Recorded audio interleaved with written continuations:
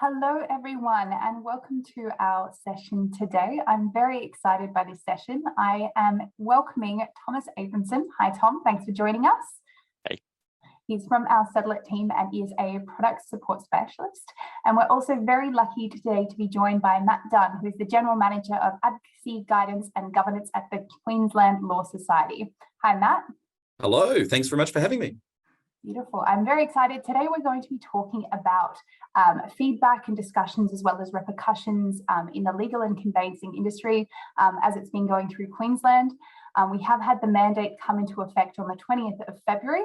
And from there, on my side, yours as well, Matt, I know that we've had feedback from clients and there's been a lot of questions, both in terms of what's happening now, how are things going, which is a good question, and also what's happening next, which I think is a really interesting thing for us to discuss to give people some reassurance about what this future landscape looks like for them and how they can stay on track.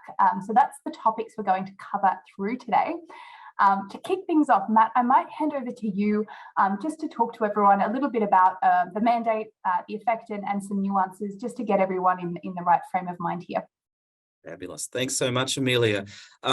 So if you're fortunate enough to have just returned from a 3-month holiday in Europe, you might have missed the fact that on the 20th of February, we had an e-conveyancing mandate in Queensland. But for most of the residential conveyancing and property practice here in Queensland, we've lived through the mandate the time before and after, and it's probably fair to say the sky hasn't yet fallen in, which is a good thing. So the mandate itself is under a regulation made under the Land Title Act. And what it does is it prescribes that certain types of required instruments must be lodged electronically through an electronic lodgement network operator. So that's transfers, mortgages and releases of mortgages, caveats and requests to withdraw caveats, priority notices in all of their various forms, extensions, withdrawals, etc., and applications to be registered as a personal representative for a registered owner who has died, but at this stage, only the Form 5, but I think we'll talk a bit more about that later on.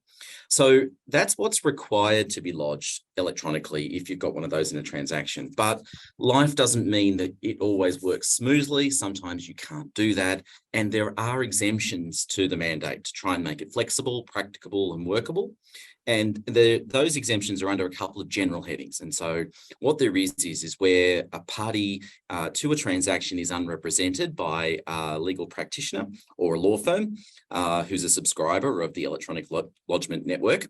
Also too, if the functionality isn't there. And that's the functionality not just in the electronic lodgement network operator, but also in the titles office and in OSR as well. So if functionally that transaction can't be done electronically, that's a different type of exemption. Also too, where there are circumstances beyond your control. So that's really where, for example, somebody cuts the giant cable and there's no internet for an entire day, or where the titles office just suddenly stops working for a whole day, or the electronic lodgement network operator just suddenly goes down and is down for a very long period of time, like a whole day. So really where it's just generally beyond control, not so much in a situation where somebody just feels like they need to pop down to the shop and get a cup of coffee. It's something a bit more like that and outside. Also too, where there are combined lodgements. So that's where your conveyancing transaction that transfers property or mortgages or whatever it might be also comes with other instruments and things that need to be lodged that can't be lodged electronically as well. So where there's a mix and there's a few different sorts of things and the whole transaction can't be done electronically through e-conveyancing. Also too, of course, where an instrument has been lodged and it's been rejected or withdrawn and has to be relodged, like after requisition or something like that. It doesn't make sense to say, well, you've got to go and push that back through the electronic conveyancing system because the settlement's already been done. So the subsequent lodgement can be done on paper. And of course, where there's a Duties Act exemption, because there's a particular tight definition of what is an ELN transaction in the Duties Act. And so if it doesn't fall within those, it's kind of very close to that functionality exemption. So there's a few different types of things that are carved out. A lot of those things are on the the exemption request form, which I lovingly call the ERF. And a lot of the issues that we have, or the things that are there about which of the ERF boxes to tick, but we can get to that as we go on a bit further. So that's kind of the high level view of where we're moving now. I very much like that you put it as if you've been on a holiday for 3 months in Europe. I think people are very much knowing that the mandate has occurred. And I think, you know, it'd be interesting and I guess to hear from you how the transition has been so far in terms of what the feedback has been from the Queensland legal community now. Thanks. Look, we've had generally only quite positive kind of feedback so far. There's always a few teething issues in trying to make this work. It's change. No one likes change that much. So coming to the party is always a little bit difficult. But in general, it doesn't seem to have operated too badly. Part of that might be because here in Queensland, we already had quite a significant use of electronic conveyancing before the mandate came in. And so we were in a much more comfortable position than some of the other states, which mandated very early. And a lot of people had to suddenly jump onto something that they had never done before. We were in a slightly more comfortable position and we could generally learn a bit from some of their mistakes, which I think was a great thing. So that's been generally quite good. It's always a matter of trying to figure out how to make things work. There are little technical things that have been a little interesting to do. Situations can be a little tricky sometimes, like when you've got a buyer coming to a transaction who's an unrepresented party, and then the seller from that transaction needs the funds to be a buyer themselves. And so the first transaction is one where the unrepresented party comes in, and you can't do that electronically because they can't transact on an ELNO. So they have to give you checks, old-fashioned style.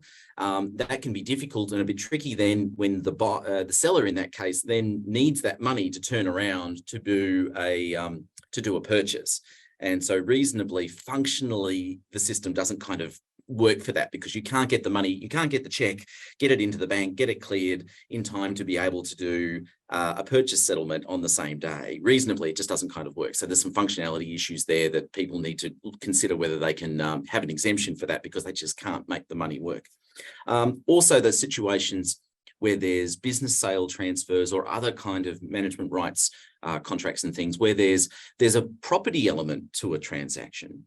But there's also other stuff. Like in a business, you might have not just a building that's being transferred, but also perhaps there's plant and equipment, there's cars, there might be securities over certain types of chattels and bits and pieces. There might be intellectual property rights, there might be licenses, all manner of things that form part of that business. Now, the property sale is one part, kind of standalone, but there's a whole lot of other things. And so it can be a little tricky sometimes getting the settlement organised in that context of making it all work together. And sometimes it's easier to be able to do that in paper so that you can transfer everything all at once, and choosing the appropriate exemption is one option in that particular circumstance. Probably the last thing with the new stuff is also people kind of interested in how long titles are going to be flexible, because titles have been really great and they've said, look, we understand this is new. We understand everyone's coming to terms with this. We're going to be very flexible with people who are claiming exemptions because we're all running in here. And that's been titles policy up to this particular point and will be for a little while yet. And they've certainly not given us any indication that's going to be changing anytime soon. So we've all got a bit of flexibility to be able to find our way through some of these tricky situations that I described and find the appropriate way of dealing with them, and also perhaps finding the appropriate way of getting the right exemption to be able to get those conveyancing settlements done and the other transactions that they come with. Speaking a bit more about that, Tom, you have assisted clients with transitioning through mandates in other states. And I really liked how you put that, Matt, in terms of you're coming and you've kind of learnt from the other states and are now here. Tom, you're also helping Queensland clients at the moment navigate the change. What has been the feedback that you've had speaking to firms in Queensland so far? Generally positive. While the migration from offline to online has needed certain upskilling onto platforms some were unfamiliar with, most have welcomed the changes with open arms. I think the graduation was easier for clients that had already incorporated the changes pre-mandate. The ability to have funds in someone's account instantaneously and maneuver with a certain flexibility have all genuinely been seen by clients that I've talked to anyway as a positive. While some will grumble how the social days of settlement rooms may have been better and definitely for some more fun, the fact that you can now do a settlement in your bedroom as a practitioner does have a certain convenience, which will only benefit the industry as a whole. And Matt, a question for you on the QLS one. Have we seen any indication of increased efficiencies from the mandate so far? Speaking to things like registration times and adherence to intended settlement times, how have things been on that front? So we've had a little bit of feedback that settlement delays haven't been as problematic as they were, which has been a good thing. Probably having everybody on a more consistent kind of settlement platform has been a useful development in that regard. It gives the financial institutions a little bit more certainty around what they're doing. We've probably also been blessed a little bit by decreasing settlement volumes because things did go pretty crazy there during the conveyancing boom up here in Queensland, where we were conveying more property than any other jurisdiction in the country. And so that sort of settling down and a little bit of a slowing down in terms of volume probably also is assisting in terms of banks and financial institutions and even the practitioners being able to get to the work that needs to be done. So that's been quite a good thing and come together very well. Probably the only thing that's worth mentioning is that the best benefits from an electronic settlement portion come from having a more digital process end to end. And so there's not probably quite the efficiency benefits for people who have a very manual, labour-intensive process that works up to settlement, and then all of a sudden the last little bit is done electronically and online. I mean, that's good because, as Tom said, you can settle in your bedroom if that's what you want to do, which is great. But if everything you've done up to that point is sort of done in triplicate on paper files, it still doesn't perhaps give you some of the speed and some of the file agility that you might want in the circumstances. So if you can push more and more of that transaction digitally, it certainly is a useful kind of thing, and it certainly gives a bit more efficiency, which is that. I'm also interested in that comment about not seeing people at the settlement rooms, and that's certainly the case. Probably from the QLS perspective, we'd encourage people to get together and go and have lunch. Or alternately, perhaps organise a beer after work, which is also quite possible to do and good for practitioners to come together in a collegiate kind of way. It is, and I think I would prefer to have a beer after work rather than be stressed about settlements together. So I think finding a better excuse to get together sounds good to me, Matt. Look, we do have a question here that has come up a bit, and I've been hearing it from firms that I've been speaking to about the exemption form, particularly that you spoke to, Matt. How has this been working that you've seen from a process perspective? And I guess what do we see that IRF kind of working for us moving forward? That's a good question, because as we said at the beginning, a lot of the mandate issues really hinge upon what's in the IRF and picking the right type of exemption where there is one for the appropriate type of transaction. Again, titles have really said that they're taking a reasonable and very relaxed approach to understanding the exemptions, especially as we start to work our way into the mandate. And I discussed earlier a couple of those little tricky situations where there's a bit of, trying to pick the right kind of exemption for the transaction. That's really, though, going to continue for a while longer yet, I think, which is a good thing. We've also, QLS, asked for some more clarification in the exemptions in the IRF as well before the mandate started to deal with some of those real tricky situations and give a bit more clarity. And government said, look, hang on, we're just starting this. And look, really, we're very happy not to disrupt the way the exemptions are dealt with and where that is at the moment. We're happy to let this play out and everyone to get comfortable with it first. So realistically, we're not expecting a great deal of change in terms of what's there in the structure of the exemptions and how the exemption system works for at least a good 12 months, possibly more, while everyone kind of gets on board, figures out how they're doing and what they're doing, and the system really starts to settle in. So I think if there's any apprehension or concern that someone will come to work on some idle Tuesday and all of a sudden everything will be different, I don't think you're going to see that. I think you're going to see us having quite a bit of consistency for a while as we all get used to this sort of new way of dealing with things. And I think having that clarity and even, putting the 12 months there is definitely going to take that off people's stress, because there's nothing worse than obviously getting used to a new process and then going, well, when are things going to change? And I think that's what people are talking to and worried about. So it's nice to go, you know what, we've had quite a significant change for now in terms of process. So it's good that that's the case there, but you think that that's going to happen.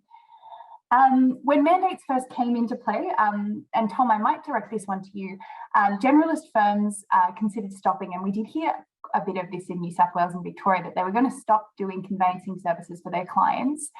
Would this be an accurate statement based on your discussions with, I guess, firms that said that then and firms in Queensland now, or what seems to be the trend there? Yeah, I think however stressed Queenslanders feel, in 2018, we saw this completely, again, practitioners, as you said, were quite literally threatening to get out of the industry who loved it. But in 2023, it's never been easier to adopt an online strategy with online signage, online verification of identity, online collaboration systems such as Microsoft Office. It's not to mention most people have a mobile device in their pockets and online banking. Online settlements are not the death of the industry, but a new beginning. Change is difficult regardless of the industry you're in. Just because a few things don't work in people's heads, and let's be real, nothing is perfect. This is not a reason to stop the wheels of progress. If you ask the forerunners in Victoria if they would like to go back to the manual days, most would say they would be packing up conveyancing right now and put it in the too hard basket. As I said earlier, loads of fun times were had in the manual days, but a lot of legal agents, paralegals, conveyancers, and legal property specialists have been able to retain their skills in the ELNO environment. We have seen this very in SettleIT, where we work, Amelia. All of our agents were able to transfer their skills from offline to on. Too true, Tom. And I think, speaking to the agents that do the work on behalf of SettleIT, they've never been busier and more in demand because people have really streamlined their processes. And I think now is a really opportune time for people to look at an all-inclusive way to kind of make this work for them and make it a positive thing. And I think from, discussions and our conversations, Tom, it seems that people are really taking this as an opportunity to get on board and make things better. And like we said before, I would rather catch up with my colleagues for a drink rather than sit in a room. So we can keep that one there.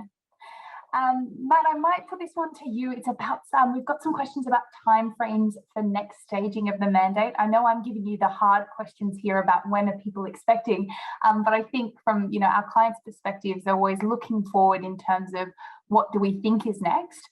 So do you have any indication on the next stage of the mandate, meaning additional document types or anything that's currently being done manually there? Yeah, thanks. That's a great question, and it's almost the $1 million question. And look, there is a bit behind this, and so we'll work through it.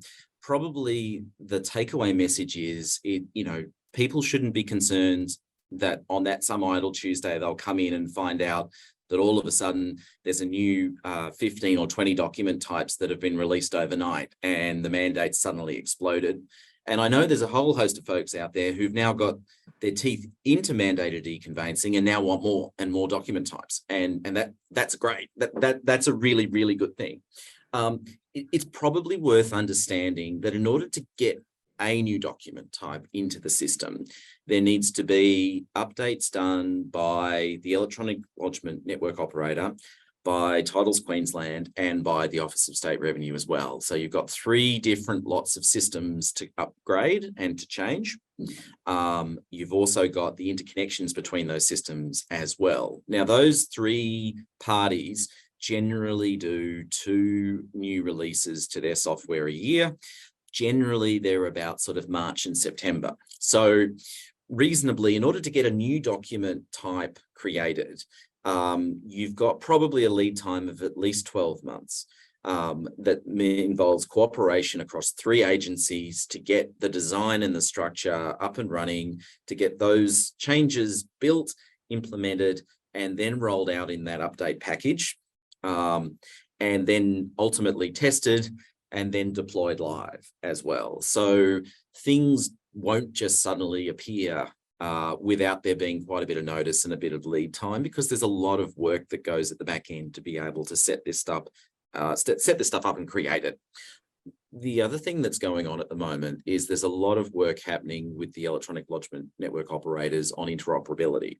And that's where multiple systems can work together, and so that they can share data and share a transaction, so that you can be a subscriber to one ELNO and you can transact in the same transaction that someone who's a subscriber to another transaction So that multiple subscribers can subscribe across, can work in transactions across systems. So I didn't explain that very well, but so reasonably, what that allows subscribers to do is choose the system of their preference and just work all of their transactions in that one, as opposed to a situation where you've got standalone systems that work independently. So that itself is also quite complicated, and the work on that has been happening for a couple of years now. And we're hoping to get the first standalone mortgage, standalone mortgage release done across an interoperable situation, I think early next year now. And so there's a lot of work that happens in that. So that also takes away some of the time and development time that can go to creating new document types here in Queensland. So we've got a lot of different things going on. We definitely want that interoperability so that people can choose their own provider and become comfortable, rather than having to be a subscriber of every different system in the market, just in case that happens to be the one that your settlement ends up settling in, because the chances of things going wrong are pretty high in that situation. And it's better if people are comfortable with what they have and are confident with their system and can make their own choice. So we won't be seeing a lot of new document types coming into the system in the next 12 months. In that lead-in period, we will be seeing a lot of work being done on interoperability and that sort of stuff. And then probably that's all something for next year or the year after. When it does come, probably one of the first document types that will come is probably going to be the Form 5A, which is transmission by death where there's no grant. So at the moment, the Form 5 is a mandated instrument. The Form 5A is also a mandated instrument, but the system doesn't have the functionality to allow that to be lodged, so it can't be. So reasonably, there's no need to change anything in the regulation. That's the sort of most obvious place to start, because that just needs the system to be updated to allow that document type to be lodged, and then we can move on to other types. I know there's a lot of people that want to see leases brought into the system. There's a lot of people that want to see survey plans, all manner of other things brought into the system as well. But look, my money would be on Form 5A's coming first, but even that's at least 12 to 18 months away, and is something that we won't just get automatically or quickly. There'll be quite a bit of lead in and education that comes with that. And I guess adding to that, just to put people's mind at ease, obviously we like having set times where things happen. So it's good to hear about those 2 releases in the year in terms of getting that. Most people have the ability and can kind of know where to stay up to date. However, where should people go if they want to stay up to date in terms of what's coming, and where do they look? Look, the best place to be is to be subscribed to Titles Queensland's Titles Alerts. That's going to be by far the best place to know what's coming, because when those new document types, or when there's a change to the regulation or mandate, it'll be announced through that. The other thing that's worth doing as well on a semi-regular basis is checking into the Titles Queensland eConveyancing mandate page. And I think we've got the link that'll be available later on for that. But that's a really important way of being able to just get a bit of a touch in to see what's on the boil, if there's anything. At the moment, there isn't anything on there, but checking in every month or so just to see if there's any update or what change there is. They've also got some very good FAQs there that they've been adding to as time's gone on, and they've got more questions, and that can be a really great resource as well to be able to tap into a little bit of extra information and get a bit more visibility of what might be coming down the pipeline. Yeah. What I'll arrange to do is in the link for this webinar that everyone's watching, I'll arrange for those links to be there so that everyone can click and subscribe and make sure that they have that bookmarked on the Titles Queensland alert there. The next topical point that I'd love to discuss with you both is around cybersecurity, which I think is very important for us to kind of note. Given any type of change, cybersecurity is on the front line, and there's always both scares, very valid in nature, as well as things that people can do. So especially when considering electronic workflows, I'll put this to both of you. Tom, maybe you first. What would you consider to be the most concerning risk for legal practitioners when speaking about electronic conveyancing? I think just as you said, Amelia, cybercrime is one of the most predominant concerns for our practitioners, such as identity theft, fraud, and hacking. But to say that LNO providers have implemented robust security measures to protect against these risks, And we are definitely seeing law firms becoming more and more proactive at mitigating these risks with better systems and processes. Another potential concern is the reliability of the systems they're using. While eConveyancing is generally considered to be a reliable method for conducting property transactions, there may be occasional technical issues, I think Matt alluded to, or downtime that can cause delays or other complications. But luckily, as the use of LNOs becomes the more prevalent means of completing settlements and lodgements, this has become less frequent of an issue. The most common cause of delay in electronic transactions is as it was in the manual world: parties not signing off in time or preparing for settlements at the last minute. In jurisdictions that were early adopters of an e-conveyancing strategy, we are seeing that preparation and approval for settlements are occurring earlier, mitigating delays to some extent. However, Queensland has been known to prepare for settlements more closely to the intended settlement date due to external factors caused by process, lenders, and third parties. It is the hope in time, though, that parties will prepare earlier for settlements to reduce unnecessary delays. And I think, just speaking to that, it's the rush where people make mistakes, right? So if people are under pressure and under the pump, that is where people don't do the checks that are either in place that they've implemented, or the things that they should be doing that cause significant risk to firms. And particularly from my standpoint, it's where things go wrong, when people don't have that time. Just handing over to you, Matt, do you have anything further to add to that? Look, what I'd just like to underscore is that issue about cybersecurity, which is really important. As law firms, we hold a lot of very sensitive data, a lot of very valuable data on our clients, and the move to electronic conveyancing only really makes that more so. And it's really important for law firms to consider having a good suite of cybersecurity software and to have some good technical advice from IT advisors in that regard. We've got a piece of research report that'll be coming out soon that's been conducted for us by the University of Southern Queensland and UQ called Future Ready. And it's looked into the future readiness of small and medium-sized law firms in the city suburbs and in the regions. And it's sort of showing us a little bit that sometimes people don't consider perhaps cybersecurity software and the technical aspects perhaps front of mind as they could be, but perhaps they feel a little overconfident about being able to deal with a cybersecurity incident. And the interesting thing is just to underscore the importance of having the right technology and having the right software, and also getting the right advice, from providers that are respected in the industry and have a good reputation and can provide service to make sure there's a good foundation. Because as law firms, we've got money coming and going, and we've got a lot of data that's valuable, and it's really important that we take the right kind of measures to protect that. Very, very true. And I think, it now might be the time, and we can just say this to everyone, now is the time that you should be looking at cleaning things up and putting in place a risk management process for cyber. When someone tells you, and it's right before, you kind of think about and you go, now is the time to look at this. And there are really great solutions out there to protect yourself, and really good resources to point you in the right direction as well. So we'll put that to everyone, and hopefully we'll get some people implementing some new measures to make sure everyone stays safe. Tom, I've got a question for you here.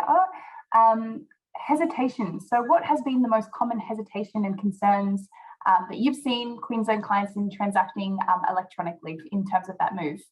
I think just first off, like everything Matt said is really enlightening. And I think what, the demographic that we look after, Amelia, the InfoTrack clientele, it can sometimes feel like information overload, all of this, like it's not going to change overnight, but where do I look? Where do I find the right information? And then suddenly you start to panic, right? But what I do find with lawyers and, conveyancers alike, they're intelligent people. So they really want to learn.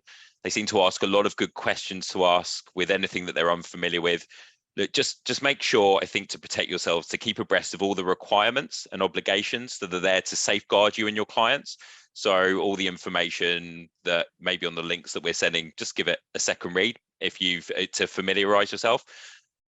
Just to say, we're all learning day by day. This is an ever-changing process. I believe, as a community, we're all supporting each other. I would hope that anyway through this transition.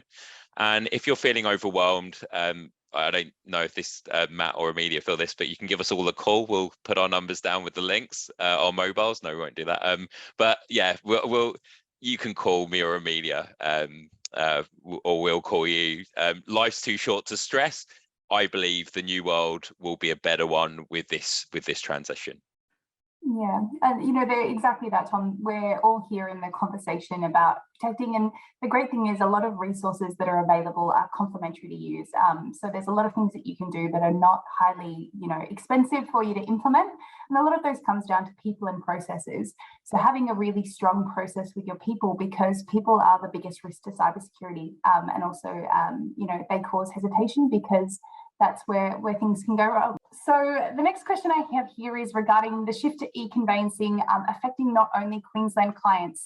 We transact, particularly at SettleIT, with a lot of clients who are interstate, who previously before sent their work to someone to help them manual, so a manual agent in Queensland. Now the move has come where they're doing electronic conveyancing in Queensland as well, interstate. So Tom, what would you say the biggest consideration for these interstate firms are now that this move is in place? Yeah, this is probably the biggest question we have with our interstate clients, is that the stamp duty assessment is tied to the settlement in Queensland. So a practitioner who's representing the incoming proprietor will have to do the whole settlement and not do it independently like NSW and Vic, where I'm based. And this does complicate things slightly for interstate firms, as they will either have to sign up to Queensland Revenue or outsource the whole process. So, just take that into mind when you're doing a Queensland settlement. We do get quite a few calls, and that, I think you're exactly on the money there, Tom. That is what people want to know and they want to ask. So yeah, it's all together, and I think that's a really good point for people to bear in mind when they're figuring their plans out. And the last thing I just wanted to touch upon before we finish up today is, where do our clients seek help from? So Matt, if they want to get in contact, and where's the best place to look if they need some help in regards to mandate questions on your end? Absolutely. So on the QLS website, we have a little portal called Property Central, and it's got links to all sorts of great information, not just QLS information, but the Queensland Titles information, State Revenue, a number of little education packages, all manner of assisted bits and pieces, including REIQ contracts and all the rest of it, and also looks at all of the issues that are going on in the property sector. We're looking at vendor disclosure and the new Property Law Act, as well as the mandate and all of that, which is excellent. And also too, if people want some assistance or some advice, we've got our telephone inquiry service. The Ethics and Practice Centre offers our advisory service, which is a free ethical and practice advisory service for people to call. The details are on the QLS website. And we also have the practice support consultancy as well, that goes out to firms and visits, and our experienced practice managers come out, and you can talk through some of the processing issues and some of the issues to fortify your practice and also deal with processes. So there's a number of different avenues for folks to get some assistance from the QLS, and that's what we're here to do, to try and help the profession move through this transition, and also not just sort of exist in the property world, but really thrive in it. Perfect. And I guess on the SettleIT front, so Tom and I are from the SettleIT team. If you haven't heard about what we do, we assist firms in outsourcing heavy administration of electronic conveyancing matters nationally. So if this is something that you're looking or interested in, you can reach out to us, or if you just want to have a chat about processes or get some advice on where to go, particularly on cyber crime and security measures. Tom and I talk all day, every day about this type of information. We're happy to point you in the right direction, and our details will be listed on the main page of this recording. Lastly, I just want to say a big thank you to both of you for spending time going through this. I'm sure that you have really assisted our clients. It was a very insightful session. I'm glad we were able to tackle some of the harder questions that have been coming our way. So Matt, thank you for your time. Tom, thank you for joining us. Everyone have a lovely rest of your day.